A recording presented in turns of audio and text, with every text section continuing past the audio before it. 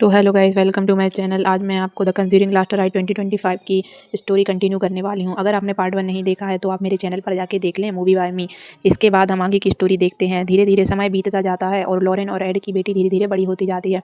साथ ही साथ हम देखेंगे कि लॉरेन और एड पैरानॉर्मल एक्टिविटी के 1000 तक केसेस सॉल्व कर लेते हैं, लेकिन वे दोनों किसी भी केस में अपनी बेटी को इन्वॉल्व नहीं करते और ज़्यादातर वे दोनों अपनी बेटी को इन सब चीज़ों से दूर ही रखते हैं।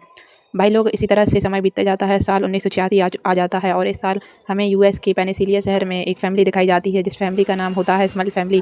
हम देखते हैं कि इस फैमिली के अंदर जैक और जेनेट नाम के 2 हस्बैंड वाइफ होते हैं और इन्हीं जैक और जेनेट के कई बच्चे होते हैं और इनकी फैमिली के अंदर कुछ मेंबर्स और इस तरह से इनकी फैमिली में टोटल 8 सदस्य होते हैं। इनके पास एक डॉग भी होता है और यह सब के सब यानी पूरी स्मॉल फैमिली पेनिसिलिया शहर के अंदर एक नए घर में शिफ्ट होते हैं, लेकिन इनका ये नया घर बाहर से काफ़ी डरावना होता है। यह शिफ्ट होने के दौरान हमें पता लगता है कि इस फैमिली के हेड को यानी जैक को यह घर काफ़ी सस्ते दामों में मिला है और आप लोगों को तो पता ही होगा, ऐसे भूतिया घर काफ़ी सस्ते दामों में ही मिलते हैं।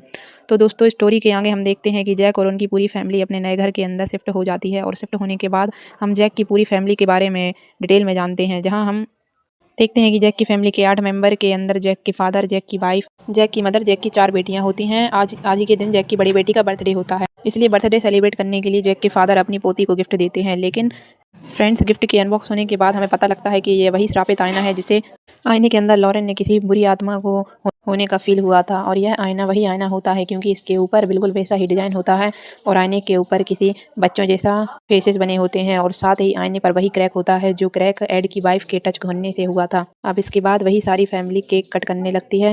हम देखते हैं केक के ऊपर कैंडल होती है और कैंडल को ब्लो करने से पहले ही वह कैंडल बुझ जाती है, लेकिन इसके ठीक बाद ही छत का हिस्सा टूटकर नीचे गिर जाता है और जैक की बड़ी बेटी जिसका बर्थडे होता है उसके सिर पर छत गिर जाती है। और यह सारी चीज़ें करने के बाद होने के बाद उसकी बड़ी बेटी के को चोट लग जाती है और जो एविल स्पिरिट होती है वो इस फैमिली को कहीं ना कहीं इस फैमिली को बताना चाहती है कि वो लोग यहाँ पर अब खतरे में हैं। हालांकि ये सब होने के बाद ही स्क्रीन पर हम डेंजरस वार्निंग देखते हैं, जिसके अंदर यह लिखा होता है कि स्मर्ज फैमिली की जो स्टोरी हम देख रहे हैं वह स्टोरी एक रियल स्टोरी इवेंट पर आधारित है, यानी एकदम सत्य घटना पर आधारित है। यही वाला केस लॉरेन और एड के करियर का सबसे खतरनाक केस होता है, क्योंकि इस केस के अंदर लॉरेन और एड का पूरा करियर खत्म हो जाता है। हालांकि इसके आगे हम देखते हैं स्मर्ज फैमिली जो अपनी लाइफ को नॉर्मली जीना स्टार्ट कर देती है। पिछली रात बर्थडे में जो भी हुआ फैमिली उसे इग्नोर कर देती है, लेकिन दोस्तों इस घर के अंदर फैमिली मेंबर्स के साथ अजीब चीज़ें होना स्टार्ट हो जाती हैं। जैसे कि एक बार जब जैक की वाइफ किसी से फ़ोन पर बात कर रही होती है तो उसकी वायर कोई खींच रहा होता है। उसे लगा उसकी छोटी छोटी बेटियाँ ये शरारत कर रही होती हैं, लेकिन जब उसे पता चलता है कि उसकी बेटियाँ तो काफ़ी देर पहले यहाँ से चली गई हैं, वो यह सब देखकर डर जाती है। इसके साथ ही जैक और जेनेट की 4 बेटियां होती हैं, उनमें से छोटी वाली 2 बेटियां ट्विन सिस्टर्स होती हैं और हम यह देखते हैं वो दोनों अपने कमरों में डॉल के साथ खेल रही होती हैं। अचानक उनकी डॉल हवा में उड़ने लगती है और उन दोनों जुड़वा बहनों को यह महसूस होता है कि उस कमरे में उनके साथ कोई और तो ज़रूर है। लेकिन फिर अगले ही पल वो दोनों बहनें यह देखती हैं कि उनके कमरे में ठीक उनके सामने किसी बूढ़ी औरत का स्पिरिट है, जिसे देखकर उनकी जो डॉल होती है वह उस लेडी के हाथ में होती है।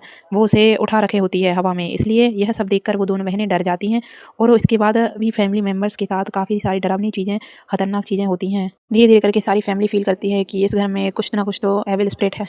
हालांकि दोस्तों यह बात पर ध्यान देने वाली होती है कि जो भी स्पिरिट उस घर में होती है वह मौजूद किसी भी सदस्यों को जान से नहीं मारना चाहती, बल्कि वह उन्हें परेशान कर रही होती है, नुकसान कर रही होती है। आगे की स्टोरी देखने के लिए हमें सब्सक्राइब करें। Thanks for watching.